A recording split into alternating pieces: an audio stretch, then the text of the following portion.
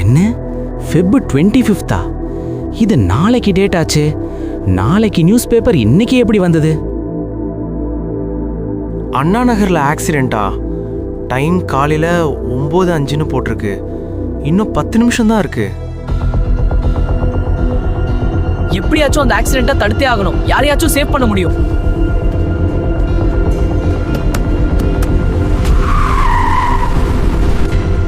இன்னும் 2 மினிட்ஸ் தான். ஃபாஸ்டா போனா ஸ்டாப் பண்ணிடலாம். Come on, come on.